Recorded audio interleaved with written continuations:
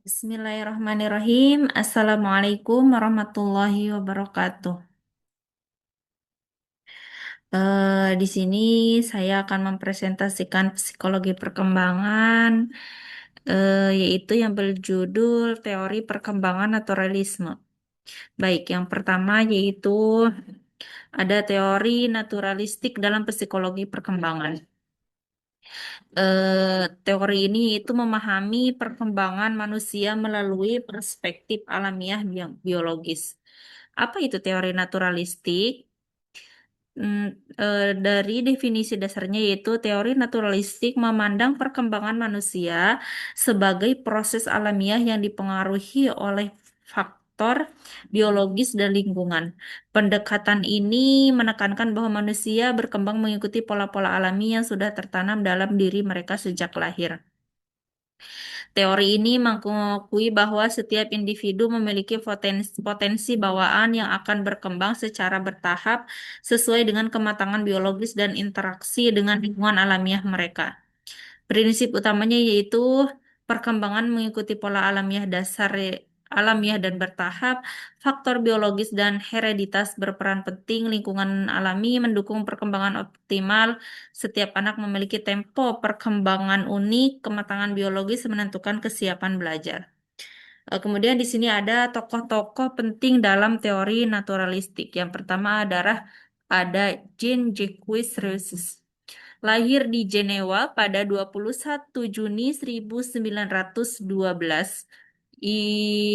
Tokoh ini yaitu sebagai seorang filsuf filsuf Swiss yang menekankan bahwa anak-anak lahir dengan kebaikan alamiah. Ia percaya pendidik harus mengikuti perkembangan alami anak, bukan memaksakan pembelajaran yang tidak sesuai dengan tahap perkembangan. Kemudian ada Arnold Gisel, lahir pada 21 Juni 1880 di Alma, Wisconsin. Tokoh ini merupakan psikolog Amerika yang mengembangkan teori maturasi.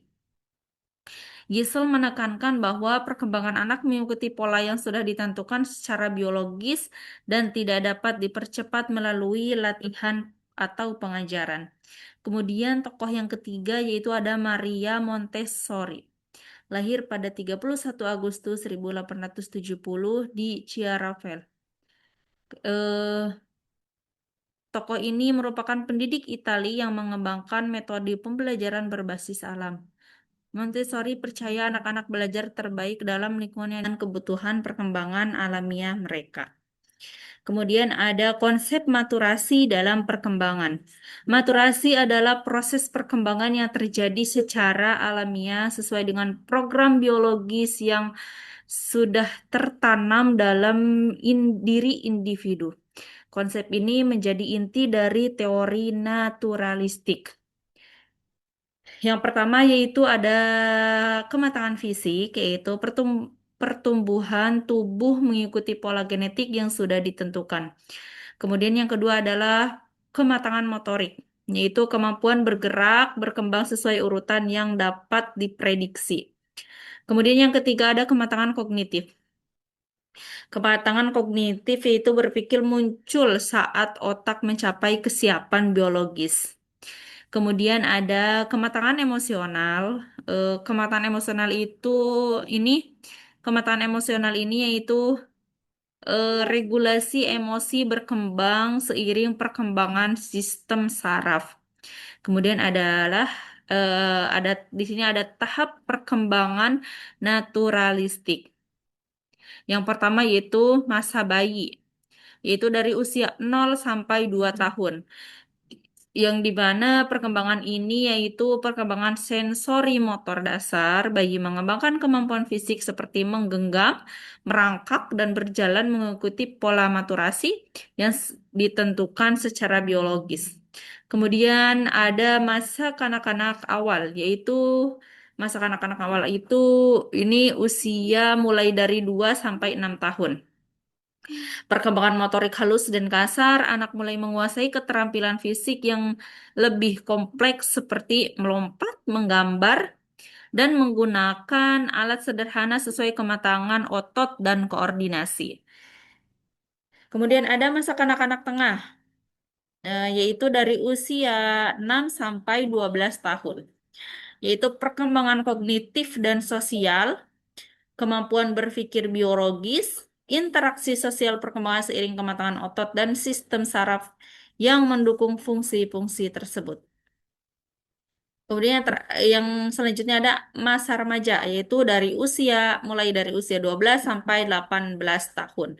Perkembangan identitas dan pemikiran abstrak. Perubahan ini yaitu perubahan hormonal dan perkembangan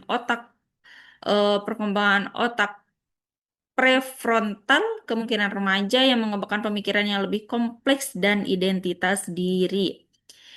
Kemudian selanjutnya yaitu ada prinsip kesiapan belajar hereditas, readiness, yaitu ada konsep kesiapan. Kesiapan belajar adalah kondisi di mana anak telah mencapai tingkat kematangan biologis yang memungkinkan mereka untuk mempelajari keterampilan atau konsep tertentu. Memaksakan pembelajaran sebelum anak siap dapat menyebabkan frustasi dan hambatan perkembangan. Yaitu kemudian dari konsep kesiapan ini selanjutnya ada indikator kesiapan. Kematangan fisik motorik anak yang memadai, perkembangan kognitif yang sesuai minat dan motivasi intrinsik anak. Eh, Kemampuan konsentrasi yang cukup, kemudian ada pengalaman persyaratan yang diperlukan. Selanjutnya ada penerapan dalam pendidikan Indonesia, yaitu ada pendidikan anak usia dini, yang dimana pendidikan ini adalah menerapkan pembelajaran berbasis bermain yang sesuai dengan tahap perkembangan alamiah anak. Guru memberikan kesempatan eksplorasi dalam lingkungan yang aman dan mendukung. Kemudian yaitu penerapan pendidikan selanjutnya ada sekolah dasar. Mengintegrasikan pembelajaran dengan alam dan lingkungan sekitar, menghormati tempo tempo belajar individu secara siswa memaksakan standar yang seragam. Kemudian adalah pembelajaran kontekstual, memanfaatkan lingkungan alam sebagai sumber belajar, memberikan pengalaman langsung yang sesuai dengan kematangan kognitif dan minat alamiah siswa. Di sini ada kelebihan dan keterbatasan teori dari teori naturalistik. Kelebihan teorinya yaitu dari yang pertama menghormati keunikan dan tempo perkembangan setiap anak, kemudian keterbatasan teorinya yaitu terlalu menekankan faktor biologis yang kurang mempertimbangkan pengaruh sosial budaya. Kemudian yang kedua ada mengurangi tekanan akademik yang berlebihan pada anak. Keterbatasannya yaitu dapat menyebabkan pendekatan tunggu dan lihat yang pasif. Yang ketiga, kelebihan naturalistik itu mendorong pembelajaran yang sesuai dengan tahap perkembangan. Keterbatasannya yaitu sulit menentukan kapan tepatnya anak siap untuk belajar.